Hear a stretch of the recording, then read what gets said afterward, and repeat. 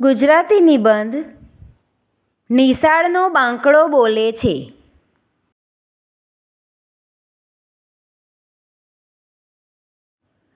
નિશાળનો બાંકડો બોલે છે. જીવન સુખ અને દુઃખથી ભરેલું છે. જીવનમાં તડકો અને છાંયડો, ભરતી અને ઓટ આવ્યા જ કરે છે. કેટલાક લોકોના જીવનમાં દુઃખ વધુ હોય છે અને સુખ ઓછું હોય છે. જ્યારે મારું જીવન સુખની સ્મૃતિઓથી ભરેલું છે.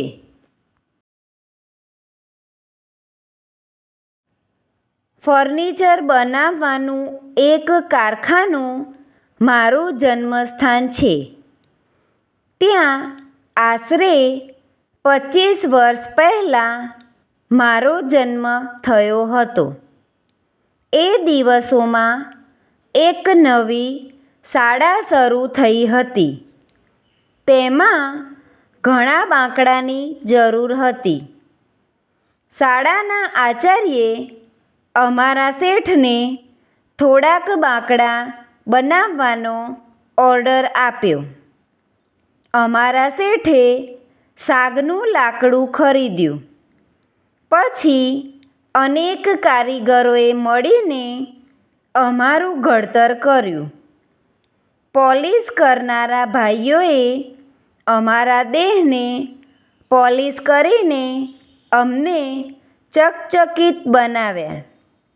અમારું સુંદર રૂપ જોઈને અમે પોતે પણ ખૂબ રાજી થતા હતા. કારખાનામાંથી અમને નિશાળે લઈ જવામાં આવ્યા. અમે જુદા જુદા વર્ગોમાં ગોઠવાઈ ગયા. મારા સદનસીબે મને એક વર્ગમાં સૌથી આગળ સ્થાન મળ્યું. નિશાળ શરૂ થઈ. વિદ્યાર્થીઓ વર્ગમાં આવ્યા. શાળા નવી હતી. શાળાના આચાર્ય અને શિક્ષકો નવા હતા. વિદ્યાર્થીઓ નવા હતા. વિદ્યાર્થીઓનો ગણવેશ નવો હતો.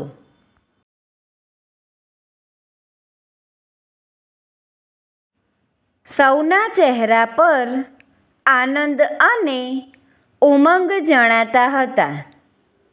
2 વિદ્યાર્થિનીઓએ મારા પર આસન જમાવ્યું ત્યારે મારા હરખનો પાર ન રહ્યો. હું તો એ બંને વિદ્યાર્થિનીઓને ટીકી ટીકીને જોતો જ રહ્યો. શાળાના આચાર્યે સૌ વિદ્યાર્થીઓનું સ્વાગત કર્યું. પછી શાળાનું ફર્નિચર, શાળાની દિવાલો, શાળાનું મેદાન, શાળાના ઓરડા વગેરે ચોખ્ખા રાખવાની અને એ બધાને સાચવવાની વિદ્યાર્થીઓને સૂચના આપી. વિદ્યાર્થીઓ પણ ખૂબ સમજદાર હતા. તે અમને જીવની જેમ સાચવતા. અમારા દેહનો ચળકાટ કાયમ રહે તેની તેઓ કાળજી રાખતા. તે અમારા દેહ પર પેન કે પેન્સિલના લીટા કરતા નહીં. વળી દરરોજ કપડાથી અમને સાફ કરતા. મને દરરોજ વિદ્યાર્થિનીઓની અવનવી વાતો સાંભળવા મળતી. શિક્ષકો વર્ગના બાળકોને ભણાવતા ત્યારે હું એકચિત્તે એ સાંભળી રહેતો. મને ઘણું જાણવા અને સમજવા મળતું.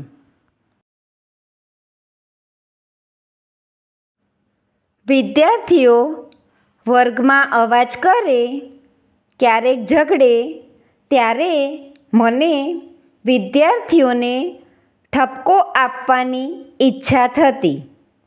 રજાના દિવસે વિદ્યાર્થીઓ ન હોય ત્યારે વર્ગમાં અમને એકલવાયું લાગતું.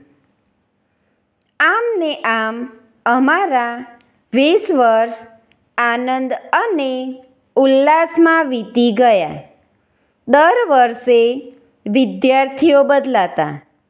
અમને અનેક પ્રકારના વિદ્યાર્થીઓનો અનુભવ થતો.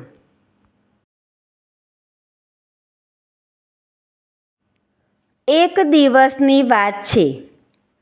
કોઈ કારણસર શહેરની કોલેજોમાં હડતાલ પડી. કોલેજોના વિદ્યાર્થીઓ શાળાઓમાં પણ હડતાલ પડાવવા નીકળી પડ્યા. અમારી શાળા ચાલુ હતી. એકાએક શોરબકોર કરતું મોટું ટોળું શાળામાં ઘૂસી આવ્યું. ઓફિસ પાસે જ મારો વર્ગ હતો. ટોળું એ વર્ગમાં ઘૂસી આવ્યું. હું બારણા પાસે હતો. તેમણે મને ઊંચકીને જોરથી પછાડ્યો. મારા અંગો છૂટા પડી ગયા. એટલામાં પોલીસ આવી પહોંચી.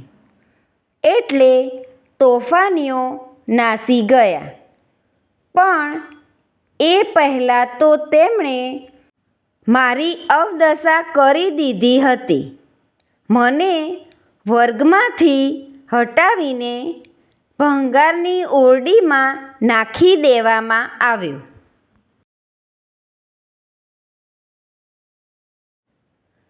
બસ ત્યારથી હું આ અંધારી ઓરડીમાં જેલ ભોગવી રહ્યો છું. હવે હું કોઈને ઉપયોગી રહ્યો નથી.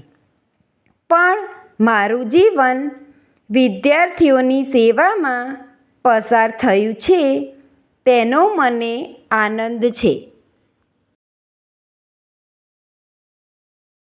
Thank you friends. Please like, share and subscribe.